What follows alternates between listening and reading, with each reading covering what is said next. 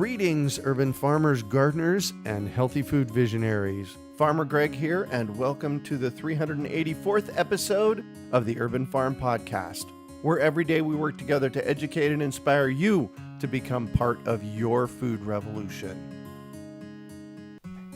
Do you want to save money at the grocery store, eat more organic, whole foods, cultivate food security, and feel more connected to the earth? If so, then growing your own food is a no-brainer. You wouldn't believe how many people come to me claiming that they can't grow their own food. They think they don't have enough space, that they're too busy, or that they simply don't have what it takes. Perhaps you've fallen for one of these gardening myths. If you think you can't grow food, or if you think the only food that you have access to is what you buy in the grocery store, I have a life-changing webinar that you need to see. It's free and will help you unearth your inner gardener. I've helped thousands of people just like you learn to grow their own food, and I'm speaking from my own experience when I say that with the right knowledge in place, there is no such thing as a black thumb. With this webinar, you can begin making your garden dreams come true and start growing delicious, nutritious food for your family. Just text GARDEN to 44222 or go to iwanttogarden.com and you will receive our free webinar about the 7 key factors you need to know to grow your own food. Remember, that's GARDEN to 44222 or iwanttogarden.com. Today on our podcast, we have someone who is aiding our food-growing military veterans to feed their communities. We're talking with Rachel Petitt about veterans who farm. Rachel worked on small-scale farms for 6 years after earning a degree from UC Santa Cruz in community studies with a focus on food systems. During her time in the field, she learned the intricacies of harvesting okra without getting itchy, collecting 600 eggs without cracking any, and bunching kale with one hand. I'll tell you, that's quite a talent. Rachel currently manages the fellowship program at the Farmer Veterans Coalition. Their fellowship program enables veterans to invest in infrastructure and tools they need to feed their community. Rachel administers grants that support veteran farmers in their new careers. Welcome to the show today, Rachel. Are you ready to rock? Yes. Excellent. So I shared a bit about you. Can you fill in the blanks for us and share more about the path you took to get where you're at today? Sure. Thanks for having me on the podcast. I fell in love with farming in Santa Cruz when I was studying food systems and the people that are involved in them. More than hands-on farming, I was really studying farm laborers and the people in all aspects of the food system. And during that time, I had just a side job to pay for college, working on a really beautiful flower farm on the coast south of Santa Cruz. And I was just amazed with how rewarding the work could be and how beautiful it was there. And I was really inspired by the flower farmer and the way that he hybridized these very unique varieties of flowers. And that just sparked something that gave me a hunger for farming. And I really wanted to work on lots of different kinds of farms and learn about different crops and see different climates. So I traveled to Oregon and worked on another vegetable farm there. And then also in the Davis area, I worked on a slightly larger scale organic mixed vegetable and poultry operation and just couldn't get enough. And it was just really rewarding and fun, but I was missing working with people a little bit. It was a lot of time alone out in the field. About at that time, I met Michael O'Gorman, who's the founder and executive director of the Farmer Veteran Coalition. And we had lunch and he told me his vision for this organization. And again, I felt that call to be involved and was really inspired by the work that he's doing, assisting military veterans with starting new careers in agriculture. So I stopped working in the field and went full-time with the Farmer Veteran Coalition. It's been 3 years, and I'm just really happy with the work that we've accomplished. Wow. And you sound like you have quite a story. First of all, UC Santa Cruz has an amazing hands-on program, do they not? They do, yeah. The CASPIS farm training program. It's not the program I did graduated. I was there for undergrad for just a bachelor's degree Mm-hmm. in community studies, but I did get to work with the apprentices that live and work on the farm, and it's just an amazing, beautiful farm on top of a hill overlooking the ocean. Yeah. And they learn a lot of hands-on skills. Nice. I was actually there about a year and a half ago visiting. I had to go up and check it out. It was just stunning. Yeah. I love that you used the term you had a hunger for farming. Can you say more about that? Yeah, I think probably all of our listeners know that farming is a field where no matter how much you know, there's always more to learn. No kidding. Yeah, and I definitely experienced that because I was such a novice being a first-generation farmer. It's not a lifestyle that I grew up in, and I spent 6 years completely immersed in that world, and I would say that I just barely dipped a toe in because there's so much to learn about soil science and taking care of animals, and just every little thing that you grow is a whole wealth of knowledge, and that's just so cool to me. It makes me so interested in the field because it will never get boring. Things are always changing. You get used to something and then the season changes and you're growing something else. The market changes. It's definitely what makes it really challenging, but it keeps it really interesting. Yeah, that is for sure. So tell us about the Farmer Veteran Coalition. The Farmer Veteran Coalition is a nationwide nonprofit that assists military veterans with starting their farms. So we work in all 50 states, and we have about 15,000 farmer veteran members across the country. Wow. Yeah, you'd think it's a very niche group, but there's a lot of farmer veterans out there. Yeah, it's a great member base that we work with, and there's just one office. It's in Davis, California, but we host conferences and workshops and webinars that reach across the country, and a lot of our assistance is around education and technical training and business planning and financial literacy, but also a big important piece of what we do is networking. So we host a conference once a year that all of our members are invited to, and people make these connections with other farmer veterans in other states. And there's a lot of information exchanged, and even sometimes business relationships and partnerships form out of this conference. And we also invite government partners, so people from USDA and other agencies like CCOF, and all of those allies come together to meet these hundreds of farmer veterans and hear their experiences and hear what their needs are. And it's just a really great conference. So that will actually be happening November 14th to 17th this year in Kansas City, Missouri. Oh, wow. Cool. So how does one attend? Can anybody attend? Yeah, it is open. It's kind of geared towards farmer veterans, but also any partners or anyone interested in learning more about farming. There's more details on our website, farmvetco.org. Cool. Because I was going to say, anybody that was interested would obviously learn a lot about farming and plug into some great people. Yes, it's a really exciting conference. There's a lot of energy there when you get a room full of people together that have so much in common between their military and their farming experience. The conversations are just really lively, and there's information flying everywhere. It's really exciting to see. Nice. So how and why did this organization get started? If you're in all 50 states, it must have been around a while, and you've got to be doing some great work. Yeah, definitely. Michael O'Gorman really had the vision about 8 years ago. He gathered together a group of people just north of Santa Cruz. They met on a farm and came together to discuss just solutions for several needs that are apparent in our society, one of which is veterans returning from combat and facing, at the time, very high unemployment rates and a need to continue service to the country. And then on the other hand, an aging farming population where farmers are older than ever and ready to retire, and there isn't a young group of people stepping up to fill those positions. So bringing those groups of people together to mutually meet their needs and serve our country was really important to Michael and to this group of people that were just kind of brainstorming some solutions. So connecting returning veterans with land and new careers and really satisfying work that can feel like a continued service to feed America. It's just all very important work. Yeah, that's huge. I am a big proponent of and say often that the single most important thing that we can be doing right now as a culture is learning how to grow our own food. Yeah, definitely. We all agree with that. Yeah.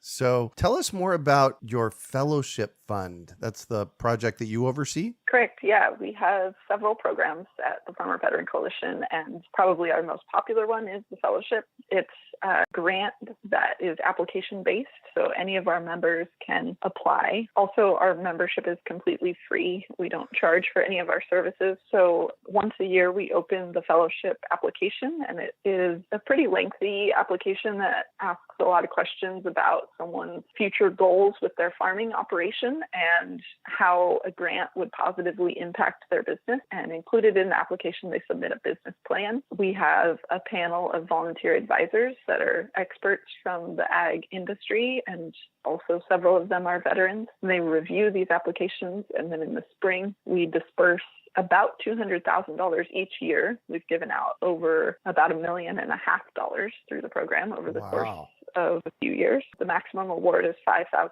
and it goes to purchase really crucial pieces of equipment in the first few years of someone's farm. Mm-hmm. Common purchases are irrigation systems and greenhouses. We've bought pregnant heifers for someone to grow their herd for the first years, and squeeze chutes for people to handle their cattle safely, and just semi-small pieces of equipment that really make a big impact, and someone may not be able to prioritize purchasing them on their own. Yeah. And does the Farmer Veteran Coalition have an education program that they run the veterans through? We do. We have a wealth of information in our office just amongst the staff, because all of us are former farmers and many of us are veterans. So on both fronts, we can provide information on navigating the benefits to being a veteran, like the government benefits that support veterans entering into a new career, and then also a lot of technical information about agriculture and farming. So just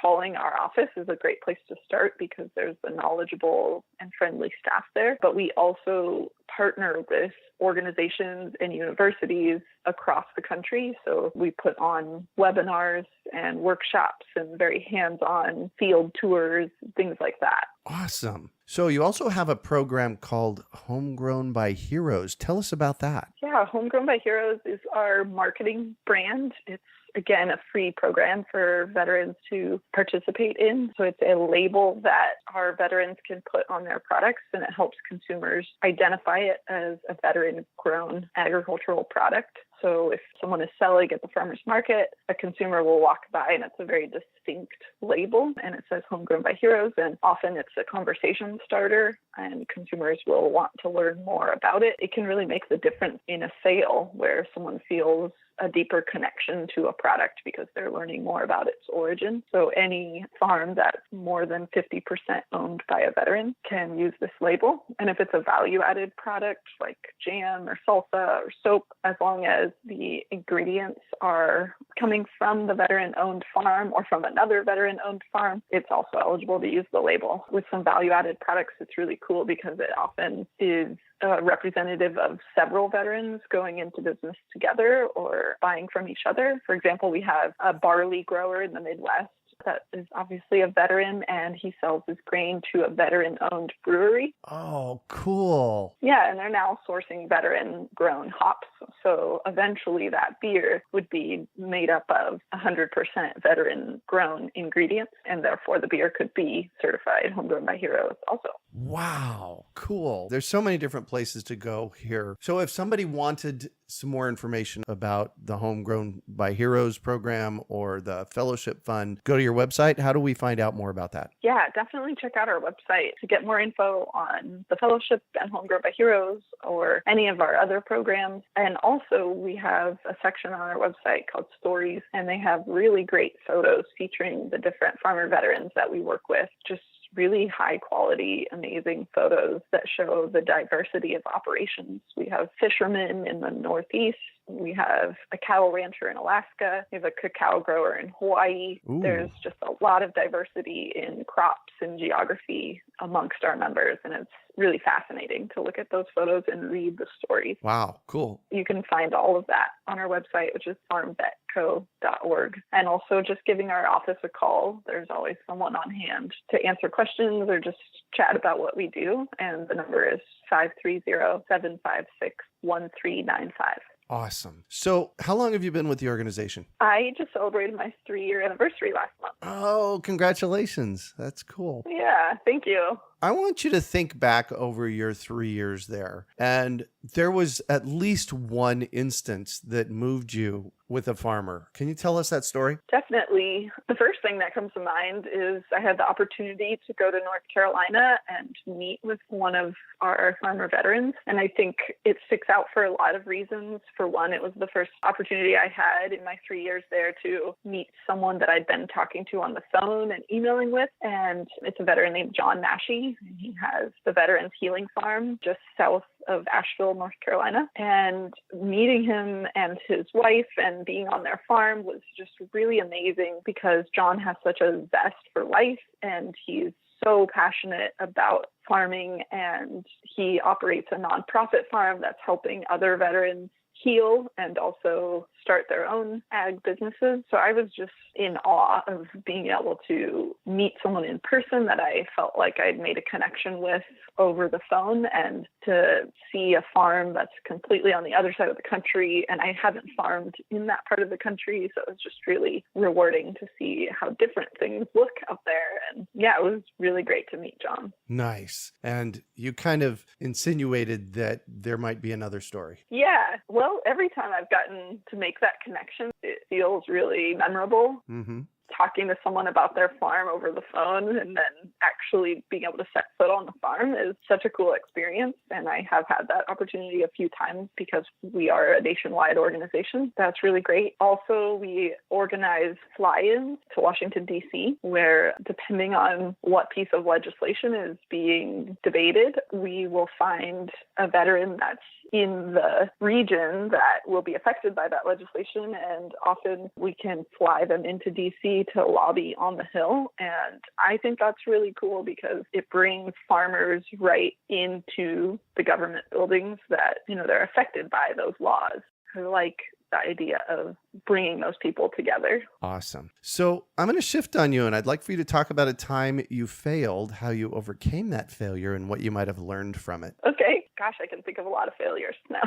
That means you're learning a lot. That's good. Yeah, definitely. Something that makes me laugh, and I've definitely looked back on many times and learned from, was when I was 17. I lived in Berkeley, California, and was a home care attendant for a few different quadriplegic people, and including a really sweet person named Tony. And Tony really loves cooking and is quite a foodie. And he had a big influence on me and my early years of learning about food and how to cook. We were in his little studio apartment in Berkeley, and he was directing me on what to make for his dinner. And he's in the other room in his wheelchair, and I'm in his kitchen, and he's telling me what things to get out of the fridge that he had just picked up at the farmer's market. And he's really proud of these ingredients. Tells me we're going to make a Italian sort of stir fry, and to get the zucchini out of the fridge and to slice it into ribbons, put the nice olive oil in the pan. I'm doing this all. I'm feeling really proud. I'm learning a lot. The apartment smells great, like garlic and olive oil. And I put it all on the plate and I walk it over to him and I feed him the first bite. And he closes his eyes in what I think is just savoring this meal that I've concocted, and slowly opens them. He says, "You did great. I've never had sauteed cucumber before." Oh. I'm not sure what you mean. I made this Italian stir fry. He said, "I think instead of the zucchini, you grabbed the cucumber." And I realized that, of course, he was right. And I didn't even know the difference between zucchini and cucumber at that point in my life. I have come so far. But he was just so sweet about it, and he ate that whole plate of sauteed cucumber, and he pretended to like it. I've thought back on that That was 12 years ago. Uh-huh. I've thought back on that so many times, especially when I was farming outside of Davis and it's 110 degrees out and I'm in the thick of the zucchini plants getting itchy and frustrated. And I'm thinking, this is karma. Now I will never forget what a zucchini looks like and the difference between that and a cucumber. That is the most epic failure anybody's ever shared with me. That is precious. Thank you so much for that. Yeah, I wish I could say I made that up, but that is 100% true. And I think Tony's going to listen to this and laugh a lot. Nice. So what do you consider your biggest success? Probably on that same farm where I picked endless zucchini, Hey Farms in Esparto, just like an absolutely amazing mixed vegetable organic farm. My only farming experience before that was the flower farm, which was very different in crops. Even the business model, everything was so different. And that's part of what drew me to work at Hey is I really wanted to experience a production farm where someone is making their livelihood off of this farm and truly committed to feeding people. And I learned that. I got a great experience working for Chris Hay and learning all of that. And the reason that I count that whole time as one of my biggest successes is it was a really hard job. It was just incredibly physically and mentally challenging. And I often felt like the clumsiest, slowest person on the crew, though no one else made me feel that way. It was just like an amazing team of people I worked alongside, probably 6 just beautiful, smart, incredible humans. And I learned so much working side by side, working really long hours with them. And by the end of my time there, I could confidently say that I felt like a part of that team. I didn't feel like the weakest link in the chain. I felt like a contributing member to the team. And I made lifelong friendships and experiences and knowledge. So I look back on those really long, hot days, and I'm just really proud. I can hear that in your voice. So what drives you? I would say a sense of humor is pretty important. It gets me through a lot. But I think a deeper motivation for me when I wake up every morning is thinking about all of the gifts that we receive on this earth, and that inspires a sense of stewardship.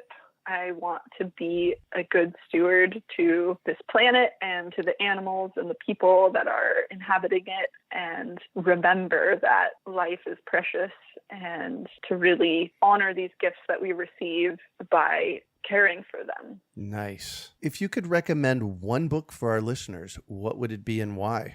Oh man, I have a real obsession with books, so this is a tough question. I wrote down a list of like 30. I think in this context and in this moment, the book that I would most like to recommend is Wild Fermentation by Sandor Katz. I had the honor of hearing him speak at UC Santa Cruz. He came and taught a fermentation workshop there because he's just a really kind-hearted human. And I think what drives him is teaching other people about wild crafting food. Mm-hmm. So that book, when I first got my hands on it, just inspired me to try all kinds of crazy things. I made strawberry wine and Ethiopian honey wine called Tej with cherries that I harvested in Oregon. And I learned how to brew beer, which became quite an expensive and time-consuming hobby that I really love to spend time on, and how to make a sourdough starter and a kombucha SCOBY, and things that I was purchasing in the health food store and thought I knew about. And it's a whole nother ballgame to actually be doing the fermenting yourself and to deepen that connection with the food that's nourishing you. That was a really inspiring book. Beautiful. So what one final piece of advice do you have for our listeners? If I could give one piece of advice, I think it would be to treat each challenge as a growth opportunity when you're in the muck and the chaos of a challenging situation, to try really hard to remember that at the other end of that muck is personal growth and that the challenge is only a temporary, momentary state of being, and it will ultimately lead to a wealth of knowledge or a funny story or a sense of relief that the situation is over. It always leads something better. So when I'm in those really frustrating situations, I just try to take a deep breath and think, all right, I'm learning right now. Beautiful. So I'm going to do something that I don't normally do. I have 3 questions for you. Okay. How do you harvest okra without getting itchy? Oh, man. Wear a lot of clothing. Yeah, that was during that time where I was kind of clumsy and slow at say hey. And we had okra plants that were taller than me. And in the middle of them was a hornet's nest. And It was just like the dark forest that Hansel and Gretel go through or something. It was my least favorite task, and I never wanted to go do it. And I had to just pull my sleeves down, tuck my pants into my socks, and like dive in there. I guess, yeah, just going a little bit slower, like taking the time to be a little bit slow and careful, which can be hard for me, to just go in there and really intentionally be careful and avoid the hornets and try not to get itchy. Perfect. So collecting 600 eggs without cracking any probably has somewhat of a similar answer. Yep. Again, going slow. There were, I don't know, maybe 800 Vega hens at Say Hey. So a big part of taking care of the chickens is collecting all of those eggs. There's an easy way to carry stacks and stacks of eggs, and there's a hard way, and it took me a few mess ups.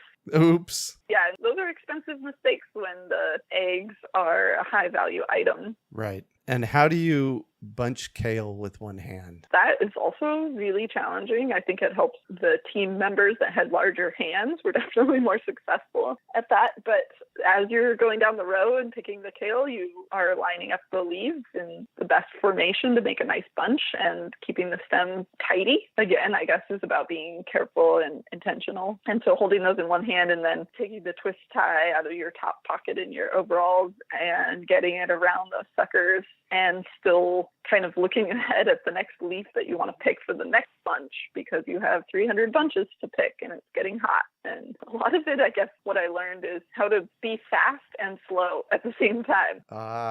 You want to be physically moving, like practically running down the rows is what it felt like, and mentally being present and slow and careful and really taking care of the things that you're harvesting and keeping them nice and thinking about the person that's going to be receiving them. Yeah, that was truly epic. Thank you for sharing that with me. Yeah, thanks for having me. You bet. And thanks for being on the show. We love having you, Rachel. Thank you. So how can our listeners get a hold of you? The best way would be, of course, to visit our website, farmvetco.org, but also email is great. And the best email is support@farmvetco.org. That's support@farmvetco.org. And also definitely give our office a call. The phone number is 530-756-1395. Beautiful. You can also find show notes from today's podcast at urbanfarm.org/veteran farmers. We are your urban farming resource. You can find our podcast on iTunes, Google Play, Stitcher, and iHeartRadio. Also visit urbanfarm.org to find articles, podcasts, webinars, courses, and more. Well, that's it for today. Thanks for joining us on the Urban Farm Podcast. Claiming your inner urban farmer is easy. Grow food, share it, and name your farm. Then let the world know you're an urban farmer while supporting our podcast. Pick up your Urban Farmer bling, hats, and t-shirts at imanurbanfarmer.com. We hope you enjoyed today's episode of the Urban Farm Podcast. Remember to listen for tips, advice, and resources to help you on your journey with urban farming. You can find us on the web at urbanfarm.org or send us an email to podcast@urbanfarm.org. In the words of Vincent van Gogh, great things are done by a series of small things brought together. Be encouraged that with each lesson learned and skill developed, you are one step closer in the direction of your dreams.